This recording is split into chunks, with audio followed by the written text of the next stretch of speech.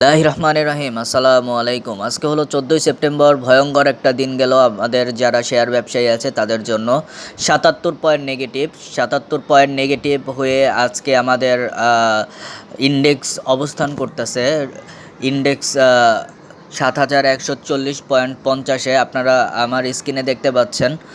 আজকে 301টা company negative হয়েছে বা নেগেটিভ মার্কিংয়ে ছিল। 301টা, মাত্র 56টা কোম্পানি পজিটিভে, 25টা কোম্পানি অপরিবর্তিত অবস্থায় ছিল।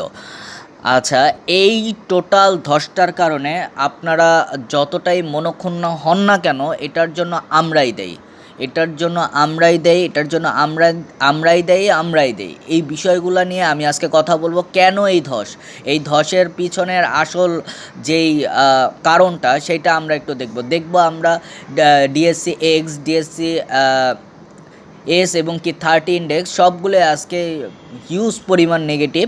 আজকে টোটাল মার্কেটটা খুবই খারাপ। মার্কেটের অ্যানালাইসিসগুলি আমরা দেখতে পাচ্ছি। আচ্ছা, এইটার জন্য আমরা কেন দায়ী, আমি কেন আমাদেরকেই দায়ী করতেছি এই বিষয়টার জন্য, সেটা আমি একটু আপনাদের সাথে দেখানোর চেষ্টা করি। আমি লেটেস্ট মার্কেট প্রাইসে চলে গেলাম, টপ লুজারে চলে গেলাম। প্রথম 4-5টা কোম্পানি নিয়ে কথা বলবো। দেখি আজকের 4-5টা লুজার কোম্পানি নিয়ে কথা বলবো। এই যে আইসা পড়ছে, প্রথমে হলো তমিস্টেক্স। আচ্ছা, এখন আপনাদের কাছে আমার প্রশ্ন, তমিস্টেক্সের ফ্যাক্টরি যেটা, সেটা কি ওপেন আছে?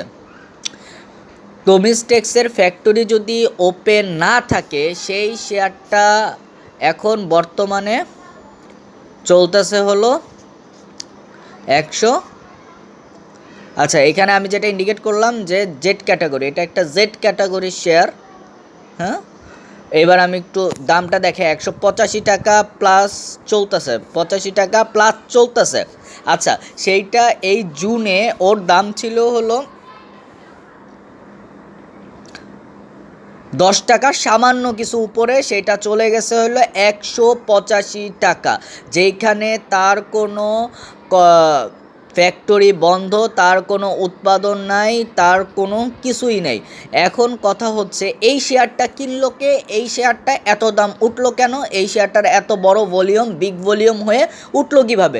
এইটার পিছনে দোষ আমাদের, কারণ আমরাই কিনছি, আমরাই বিগ ভলিউম এটাকে বানাইছি এবং কি এটাকে 185 টাকা পর্যন্ত উঠাইতে সক্ষম হয়েছি।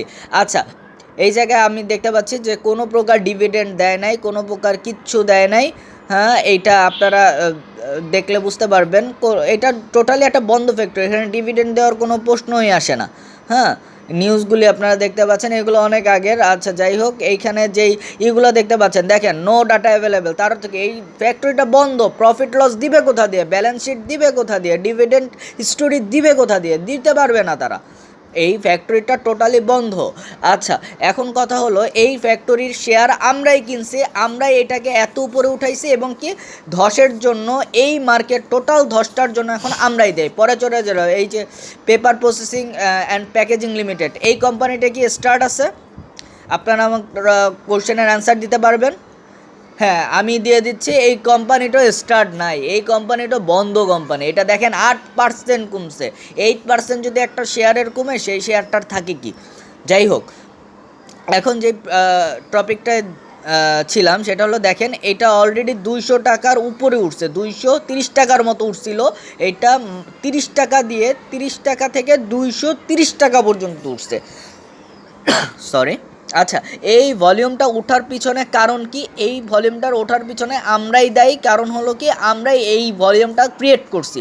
আচ্ছা, এখন চলে যাই হলো, এখানে যা দেখতেছেন সব বুয়া। ইপিএস টিপিএস যা আছে, এগুলো যখন ফ্যাক্টরি চলা বা রানিং অবস্থায় ছিল তখনকার। এই যে দেখতে পাচ্ছেন জেড ক্যাটাগরি, এটা কোনো ডিভিডেন্ড দেয় না। আচ্ছা, আর এই ফ্যাক্টরি যে মানে টোটালি ক্লোজ, সেটার আমি প্রমাণ দিচ্ছি। এটার প্রফিট লস দেখলে আমরা বুঝতে পারবো। দেখছেন নো ডাটা অ্যাভেলেবেল, এটার কোনো ডাটা নাই, কীভাবে বা থাকবে? এটার কোনো ফ্যাক্টরি ওপেন নাই। আচ্ছা, ফ্যাক্টরি যেই শেয়ারটার ওপেন নাই, সেই শেয়ারটা আমরা কেন কিনতেছি? এইখানে যা ইপিএস টিপিএস যা দেখতেছেন, এগুলা সব ভুয়া, এগুলা সব ডিভিডেন্ড ইয়েল্ড, ডিভিডেন্ডই দেয় না। ডিভিডেন্ড ইয়েল্ড আসবে কোথা দিয়ে? হ্যাঁ, এইটার যে ইনফরমেশনগুলো ছিল, এই ইনফরমেশনগুলো অনেক আগের। যখন ফ্যাক্টরি ওপেন ছিল তখনকার ইনফরমেশন দিও এখানে, ঠিক আছে? আপনারা ভুল বুঝছেন না। যাই হোক, এই যে হলো নিউজ। আমার কথা হলো যে এই শেয়ারগুলা আমরাই কিনতেছি, আমরাই এটাকে এত হাই ভলিউম দিচ্ছি। আর এটার জন্যই যখন 4-5টা শেয়ার বা 10-12টা শেয়ার কন্টিনিউয়াসলি পতন হতে থাকে তখন পুরো মার্কেটটা ফল করবে, এটাই স্বাভাবিক। আচ্ছা, এইটাও দেখেন একটু জেড ক্যাটাগরির শেয়ার।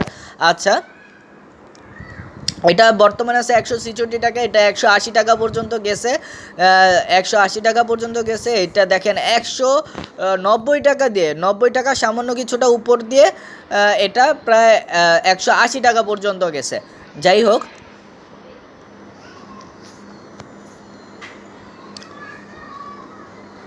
এই হলো অবস্থা। এটাও দেখেন জেড ক্যাটাগরির একটা শেয়ার। এটা ফ্যাক্টরি ওপেন আছে কিন্তু ইপিএসের অবস্থা দেখেন, হ্যাঁ 12.1 মাইনাস, হ্যাঁ ফ্রি ফ্লোট 60.18%, যে জায়গায় আমরা জানি স্বাভাবিক পর্যায়ে সেটা 3% থাকাটা বা 3%-এর নিচে থাকা জরুরি, 60.18%। হ্যাঁ, ডিভিডেন্ড রিয়াল নাই, স্বাভাবিক বিষয়, এটা ডিভিডেন্ড দেয় না, ডিভিডেন্ড রিয়ালটা আসবে কোথা থেকে? আচ্ছা, এখন কথা হলো যে এই প্রত্যেকটা জিনিস, আচ্ছা ন্যাবের বিষয়টা দেখেন, -0.88।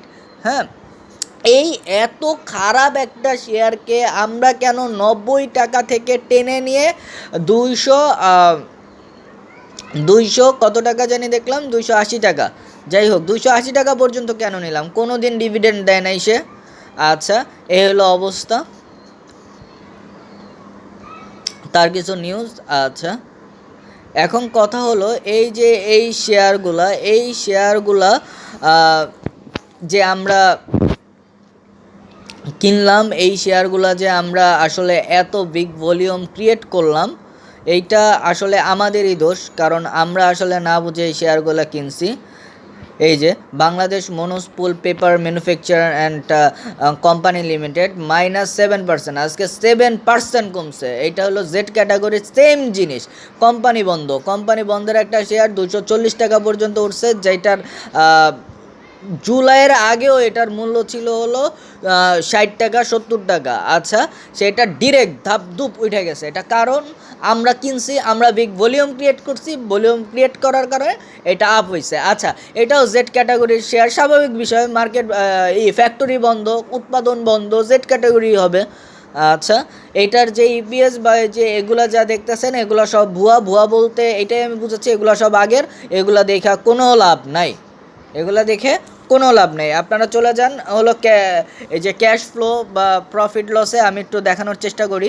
হ্যাঁ, ক্যাশ ফ্লো, এই যে নো ডাটা অ্যাভেলেবেল, কোনো ডাটা নাই, ব্যালেন্স শিট কোনো ডাটা নাই, ডিভিডেন্ড ইয়েল্ড, ডিভিডেন্ড হিস্টোরি কোনো ডাটা নাই। এই বিষয়গুলো আসলে আমরা শেয়ার কেনার সময় একদমই খেয়াল করি না। আমাদের শেয়ারগুলো কেনা উচিত হলো অ্যানালাইসিসের ভিত্তিতে, কোনো নিউজের ভিত্তিতে না। নিউজের ভিত্তিতে শেয়ার কিনলে এই অবস্থাই হবে, মার্কেট সামনে আরও ফল করবে যদি আমরা প্রতিনিয়ত এই একই ভুলগুলি করতে থাকি। আমরা 2010 সাল থেকে শিক্ষা নেওয়া উচিত ছিল আমাদের। যাই হোক, এই প্রথম এই 4টা শেয়ার আমি দেখাইলাম, এই 4টা শেয়ারের ক্যাটাগরি সব এক, এদের কোনোটার খুব সামান্য পরিমাণ উৎপাদনে যাচ্ছে বা গেছে, ম্যাক্সিমামগুলোয় 3টা শেয়ারই আমরা দেখলাম টোটালি কোনো উৎপাদনে নাই, তাদের ফ্যাক্টরি বন্ধ, তাদের এই শেয়ারগুলো বিগ ভলিউম ক্রিয়েট করে আমরাই দাম বাড়ায় দিছি। এখন স্বাভাবিক বিষয়, একটা ফ্যাক্টরি যখন বন্ধ থাকে তখন সেটার দাম পড়বেই। এখন সেই কাজটাই পড়ছে, তাদের দামগুলি পড়ছে, সাথে সাথে যখন একটা বাজারের ওই 10-12টা বা 5-6টা বা 7-8টা কোম্পানি যখন বিগ অ্যামাউন্ট নিয়ে পড়তে থাকে, বিগ পার্সেন্টেজ নিয়ে পড়তে থাকে, তখন খুব স্বাভাবিকভাবে পুরো মার্কেটটা ধস খায়। আপনি কি মনে করেন আজকের একদিনে পুরো মার্কেটের 301টা শেয়ার কি লসে আছে? আজকে একদিনে লস করছে ম্যাক্সিমাম শেয়ার, দেখা যাচ্ছে যে 2%, 1%, 0.6%, 0.7% নেগেটিভ মার্কিংয়ে চলে গেছে এই শেয়ারগুলো। সর্বোচ্চ তো দেখাইলামই 9%ও নেগেটিভ মার্কিংয়ে আছে। প্রথম যে 4টা শেয়ার 9%, 8%, 7%। যাই হোক, এখন কথা হলো যে আমরা পরবর্তীতে এই বিষয়গুলো অত্যন্ত সচেতন হব এই শেয়ারগুলো নির্বাচনের ক্ষেত্রে। সবাই ভালো থাকবেন, সুস্থ থাকবেন, সবার জন্য শুভকামনা রইল। ধন্যবাদ।